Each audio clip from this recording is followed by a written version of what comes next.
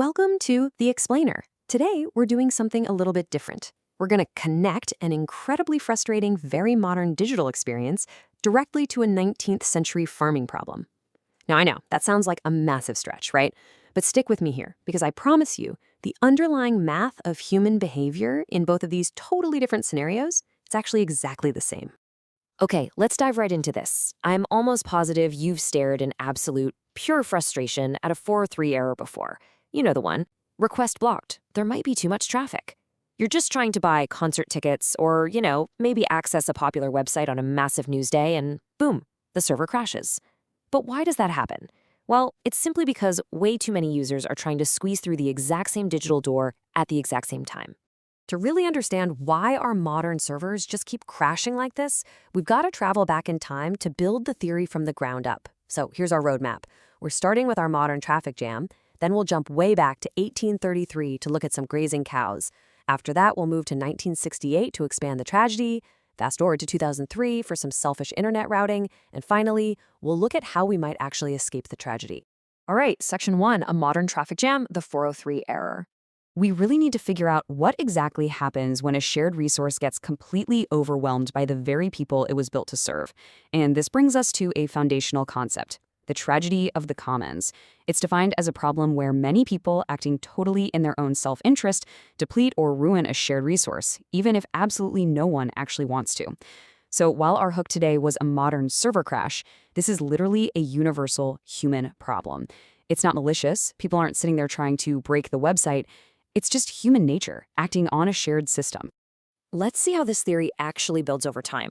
We're going to anchor our journey through three really distinct eras.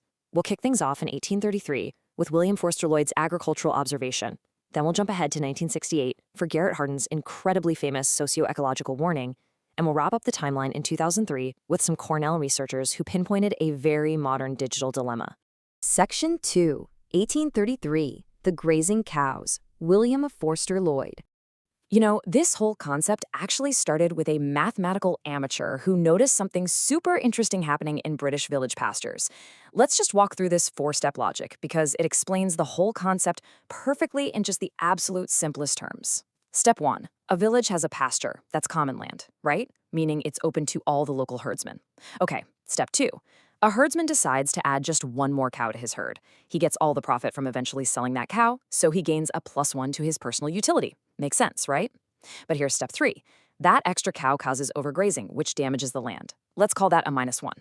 But here is the massive catch. That -1 damage, it's shared among everyone using the pasture. So the individual herdsman only suffers a tiny, tiny fraction of that penalty. Which leads to step 4. Every single rational herdsman does the exact same math and realizes, hey, it makes total sense to keep adding more cows. And the result? The pasture is completely ruined. The math makes it absolutely rational for the individual, but entirely disastrous for the group. Moving on to Section 3, 1968, Expanding the Tragedy. Garrett Hardin. So Lloyd's cow pasture scenario was absolutely brilliant, but it actually remained kind of obscure for over a century. That is, until an ecologist pulled it right back into the modern spotlight. Now, what's really interesting here is Hardin makes an incredibly bold claim right under the title of his 1968 article. He states that the population problem has no technical solution, it requires a fundamental extension in morality. He's basically arguing that for certain shared resources, we can't just invent some shiny new gadget to fix the problem. We actually have to fundamentally change human values. To prove this point, Hardin categorized 3 really distinct examples of problems with quote-unquote no technical solution. First, think about tic-tac-toe. You cannot win a game against a perfect player just by inventing a new strategy, right? The rules of the game literally make it impossible. Second, he argued the global nuclear arms race couldn't be won simply by building better weapons. And crucially, his third point placed human population growth in a finite world into this exact same category. Hardin believed we absolutely could not rely on new technology, stuff like farming the seas or developing new strains of wheat, to solve the core issue of limited resources. And this brilliantly illustrates another huge dimension Hardin added to the theory. See, the tragedy isn't just about taking resources out of the commons, like overgrazing a pasture or, say, overcrowding a national park. It's also about putting things in. Think about factories putting sewage, chemicals, and radioactive waste into our shared waters, or pumping noxious fumes into the air. Why does it happen? because it's so much cheaper for a polluter to just discharge untreated waste than to actually purify it. And since air and water can't be easily fenced off, totally rational individuals will just keep polluting the shared commons. Now, this logic led Hardin to a highly controversial argument regarding human population, which is known as the welfare state dilemma. Basically, Hardin argued that the United Nations Universal Declaration of Human Rights, which treats family size as an absolute, irrevocable freedom, actually creates a tragedy when it's combined with a welfare state. His logic went like this. If a society is deeply committed to a welfare state, meaning it supports all of its citizens, then unlimited breeding on a finite planet inevitably depletes the shared resources.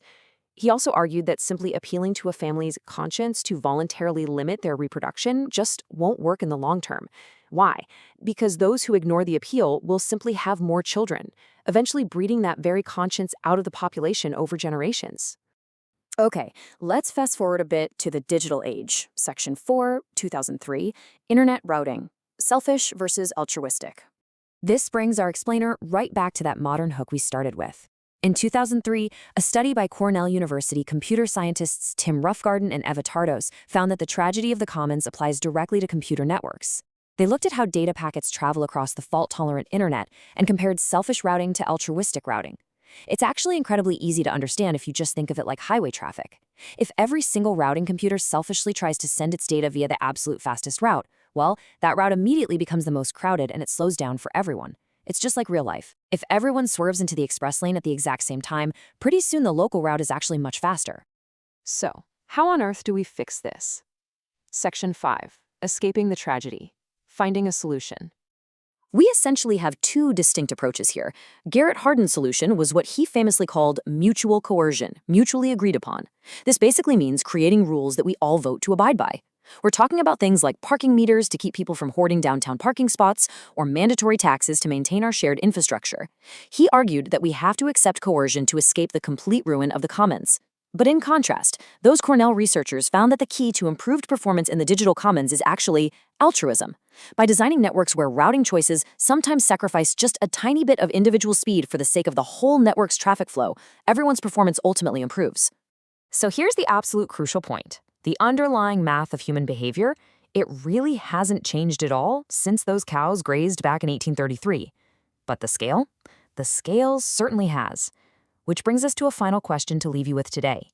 As our shared resources move from local, grassy pastures to massive, invisible global networks, is our future going to rely on strict mutual coercion to keep us from crashing the system? Or can we elegantly design altruism directly into our digital and physical infrastructure? Understanding the tragedy of the commons is literally the very first step to making sure there is still a pasture and a functioning internet left for all of us to share. Thanks so much for joining me on this explainer, and keep questioning how our world works.